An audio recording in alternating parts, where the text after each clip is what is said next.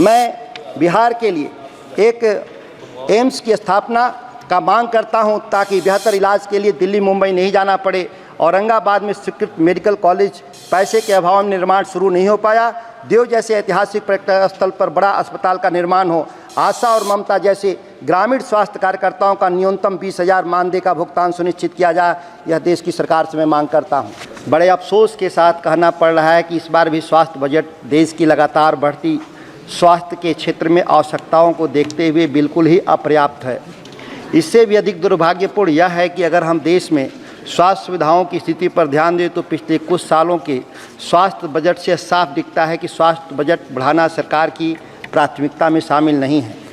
हम यह सब देखा है कि कोविड के समय पूरा देश किस प्रकार असहाय हो गया था।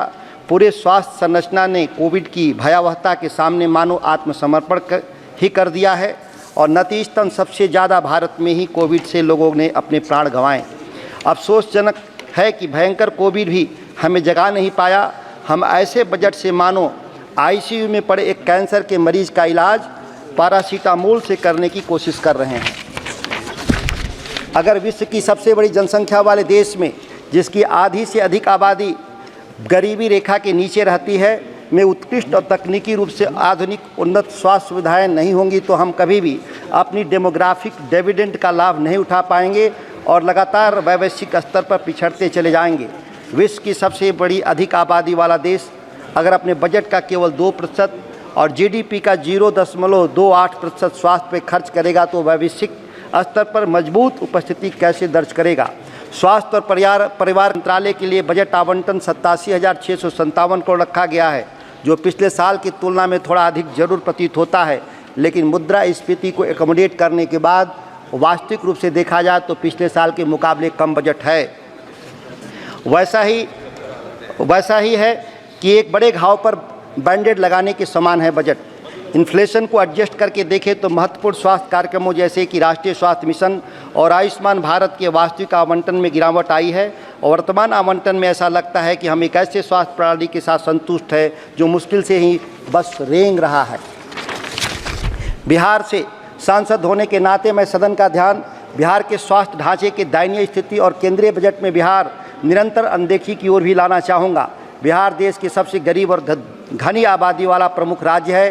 केंद्रीय स्वास्थ्य मंत्री जी जेपी नड्डा जी का बिहार से लंबा और पुराना नाता रहा।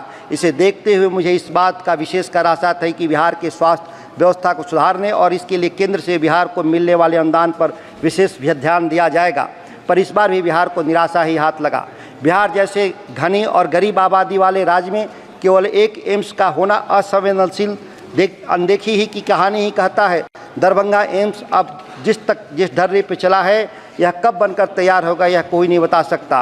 बिहार को पटना और दरभंगा एम्स के अलावा कम से कम 3 और एम्स की ज़रूरत है, अन्यथा बिहार के लोग दिल्ली एम्स के चक्कर काटने को शापित रहेंगे। प्रति वर्ष 4 लाख लोग अकेले दिल्ली बिहार एम्स में अपनी चिकित्सा हेतु आते हैं, जबकि अन्य अस्पतालों में इलाज के लिए आए हुए रोगियों का आंकड़ा मैं प्रस्तुत नहीं कर पा रहा हूं।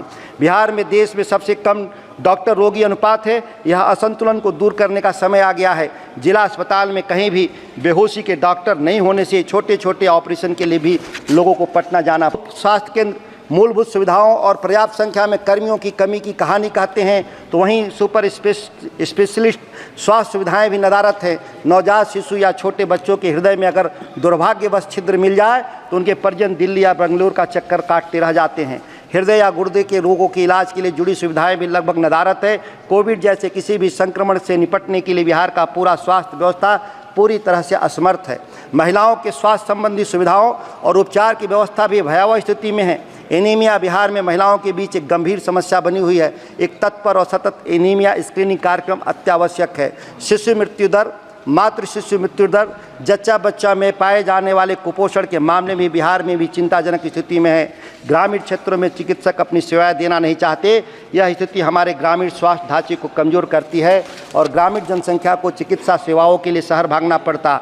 बिहार में सभी पटना की ओर भागते हैं। इस समस्या के समाधान के लिए सरकार यह अनिवार्य करे कि सभी चिकित्सा संस्थान तक अपनी पढ़ाई पूरी करने के बाद ग्रामीण क्षेत्रों में कुछ वर्षों तक सेवा देंगे, तभी जाकर ग्रामीण क्षेत्रों में स्वास्थ्य सुविधाओं में सुधार की आशा की जा सकती है। इसके लिए अगर ज़रूरत पड़े तो संसद से कानून बनाने की भी आवश्यकता है। बिहार में चिकित्सकों और विशेषज्ञों की कमी 2005 से 2022 के बीच 46% से बढ़कर 79% हो गया। इस पर भी केंद्र सरकार को ध्यान देना होगा।